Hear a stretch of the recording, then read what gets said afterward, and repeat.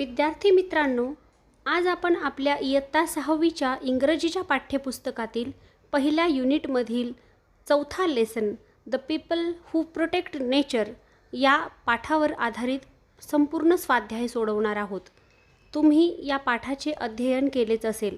तुम्हाला माहीत आहे की या पाठामध्ये आपल्याला 3 अशा व्यक्तींची माहिती दिली आहे ज्यांनी निसर्गावर मनापासून प्रेम केले व समाजासाठी निस्वार्थीपणे काम केलेले आहे। त्या 3 व्यक्ती आहेत तुलसी गोवडा, राहीबाई पोपेरे आणि चैत्राम पवार। या तिन्ही व्यक्तींना पद्मश्री हा सन्मान देऊन सन्मानित करण्यात आलेले आहे। चला तर बालमित्रांनो, आपण आपल्या या पाठाच्या स्वाध्यायाला सुरुवात करूया। हा स्वाध्याय तुम्ही लक्षपूर्वक पहा व या प्रश्नांची उत्तरे तुमच्या वहीमध्ये सुंदर अक्षरामध्ये लिहून घ्या। Question C, read the text and complete the following sentences. म्हणजे दिलेला मजकूर वाचा आणि वाक्य पूर्ण करा। पहिले वाक्य, forests give us fresh air, clean water, food and shelter. दुसरे वाक्य, Tulsi गोवडा planted more than 30,000 saplings. तिसरे वाक्य, Tulsi Gowda worked with the forest department. चौथे वाक्य, check dams and trenches help to store rain water. पाचवे वाक्य, Rahibai Soma Popere encouraged farmers to grow local crops. इथे दिलेल्या रिकाम्या जागी मी योग्य शब्द लिहून देत आहे, ते तुम्ही लिहून घ्या।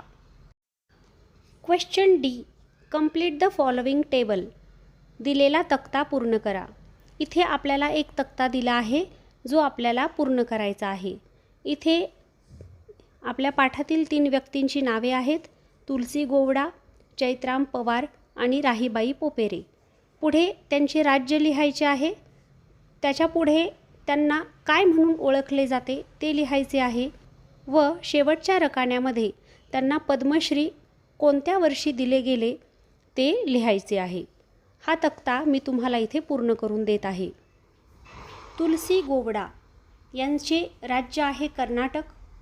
त्यांना एन्सायक्लोपीडिया ऑफ द फॉरेस्ट या नावाने ओळखले जाते व त्यांना पद्मश्री हा सन्मान 2021 म्हणजेच 2021 या वर्षी दिला गेला। यानंतर चैत्राम पवार यांचे राज्य आहे महाराष्ट्र।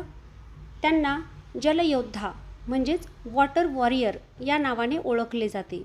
यांना पद्मश्री हा सन्मान 2025 म्हणजेच 2025 ला प्रदान करण्यात आला। व शेवटी आहेत राहीबाई पोपेरे। यांचे राज्य देखील महाराष्ट्र आहे। त्यांना सीड मदर ऑफ इंडिया या नावाने ओळखले जाते व त्यांना पद्मश्री हा सन्मान 2020 म्हणजेच 2020 साली प्रदान करण्यात आला। Question E, match the root words with the suitable prefixes. One has been done for you. म्हणजे इथे आपल्याला प्रिफिक्स म्हणजे उपसर्ग दिले आहेत। उपसर्ग म्हणजे मूळ शब्दाच्या अगोदर एक शब्द जोडायचा व दुसरा अर्थपूर्ण शब्द तयार करायचा। इथे एक तक्ता दिला आहे, ज्या तक्त्यामध्ये मूळ शब्द दिले आहेत, प्रिफिक्सेस म्हणजे उपसर्ग दिले आहेत व त्यांच्यापासून तयार होणारा नवीन शब्दसुद्धा दिलेला आहे। एक उदाहरण आपल्याला त्यांनी सोडवून दिले आहे। पुढचे आपण लिहूया। Known, unknown, present, represent, advantage, disadvantage, possible, impossible, regular, irregular. Question F, look at the picture and read the sentences.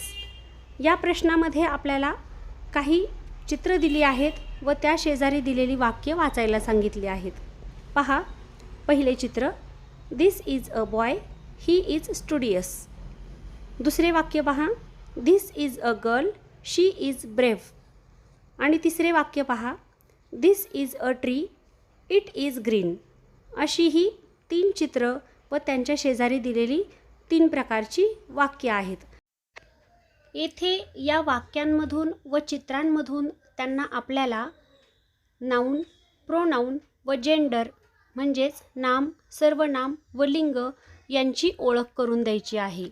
म्हणजे कोणत्या नामांना कोणते सर्वनाम वापरायचे हे आपल्याला इथे त्यांनी सांगितले आहे. दुसरे उदाहरण पहा. रीड द चार्ट म्हणजे हा तक्ता वाचा.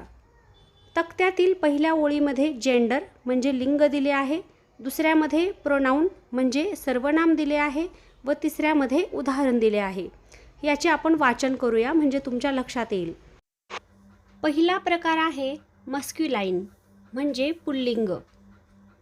पुल्लिंगी शब्दांसाठी ही म्हणजे तो हे प्रोनाऊन वापरले जाते व बॉय, फादर, किंग अशा पुल्लिंगी नामांऐवजी ही हे प्रोनाऊन वापरले जाते. त्यापुढचे आहे फेमिनाइन म्हणजे स्त्रीलिंग. यासाठी शी म्हणजेच ती हे प्रोनाऊन म्हणजे सर्वनाम वापरले जाते. याची उदाहरणे पहा. गर्ल, मदर, क्वीन अशा स्त्रीलिंगी शब्दांसाठी शी हे प्रोनाऊन म्हणजे ती हे सर्वनाम वापरले जाते. आणि शेवटचे पहा न्यूटर म्हणजेच नपुसकलिंग. यासाठी इट म्हणजेच ते हे प्रोनाऊन म्हणजेच सर्वनाम वापरले जाते. याची उदाहरणे पहा. बुक, टेबल, सिटी, फ्रूट अशा नपुसकलिंगी नामांसाठी इट हे प्रोनाऊन म्हणजेच इट हे सर्वनाम वापरले जाते. आता इथे तिसरा तक्ता दिला आहे तो पहा. Write the correct pronoun for the given words. म्हणजे आता आपल्याला इथे दिलेल्या शब्दांसाठी योग्य प्रोनाऊन म्हणजे योग्य सर्वनाम लिहायचे आहे. पहा इथे कंसामध्ये आपल्याला ही, शी व इट ही 3 सर्वनामे म्हणजे 3 प्रोनाऊन दिले आहेत. आता आपण हा तक्ता पूर्ण करूया. किंग ही, डॉल इट किंवा शी. असे का? तर डॉल म्हणजे बाहुली, ते एक खेळणे आहे. जर डॉल हा शब्द खेळण्यासाठी वापरला असेल तर तेथे इट हे सर्वनाम वापरायचे. परंतु डॉल हे एखाद्या विशिष्ट बाहुलीचे जर नाव असेल तर मात्र तिचा उल्लेख करताना सर्वनाम म्हणून शी हे सर्वनाम म्हणजे प्रोनाऊन वापरायचे. जसे की Barbie doll, flower it, pen it, Yash he, Srishti she. Question G. Write a short paragraph on trees are our best friends. म्हणजे इथे आपल्याला trees are our best friends या विषयावर एक छोटा पॅराग्राफ लिहायला सांगितला आहे. म्हणजे छोटा परिच्छेद लिहायला सांगितला आहे. आणि हा परिच्छेद लिहिण्यासाठी इथे आपल्याला काही वाक्य दिली आहेत व तिथे रिकाम्या जागी योग्य शब्द लिहायचे आहेत. हे रिकामे शब्दसुद्धा आपल्याला इथे दिलेल्या कंसातील शब्दांमधूनच निवडायचे आहेत. चला आपण योग्य ठिकाणी योग्य शब्द लिहून हा परिच्छेद पूर्ण करूया. पहा. Trees are our best friends. They give us oxygen. We eat its fruits and nuts. We rest in its shade in summer. They help to bring rain. We should protect trees. अशा प्रकारे आपला हा परिच्छेद लिहून पूर्ण झाला आहे. Question H. Collect information about environmental protection and water conservation activities.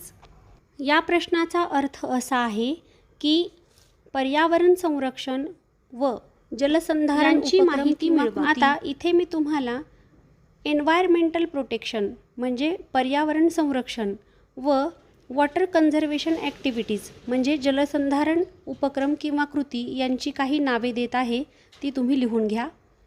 Environmental protection, planting trees, saying no to plastic, saving energy आणि and proper disposal.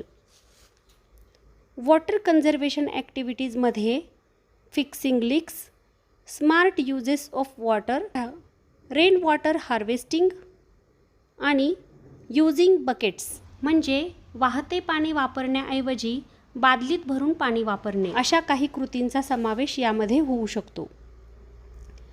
Question I. What type of books do you like to read? Make a list of your favourite books.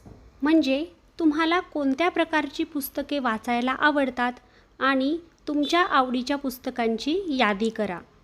इथे मी तुम्हाला सर्वात जास्त आवडीने वाचल्या जाणाऱ्या काही पुस्तकांची नावे देत आहे, ती तुम्ही लिहून घ्या. श्यामची आई, अग्निपंख और wings of fire, Faster Fene, Chhava, Champak, Aesop's fable म्हणजे इसाप नीतीच्या गोष्टी. Question J, create and write slogans for save water and save trees म्हणजे पाणी वाचवा आणि झाडे वाचवा यासाठी घोषवाक्य तयार करा. इथे काही घोषवाक्य देत आहे, ती लिहून घ्या. जल है तो कल है, save trees save earth, plant trees so that next generation, no trees no rain no life, save water save life, go green breathe clean. तर बालमित्रांनो, आज आपण आपल्या इयत्ता 6वीच्या इंग्रजीच्या पाठ्यपुस्तकातील पहिल्या युनिटमधील चौथा घटक व त्याचा स्वाध्याय पाहिला. हा स्वाध्याय तुम्ही तुमच्या वहीमध्ये लिहून घ्या. हा व्हिडिओ तुम्हाला आवडला असेल तर व्हिडिओला लाईक करा, तुमच्या मित्रांना हा व्हिडिओ शेअर करा व असेच नवनवीन व्हिडिओज पाहण्यासाठी या चॅनलला सबस्क्राईब करा. थँक्यू.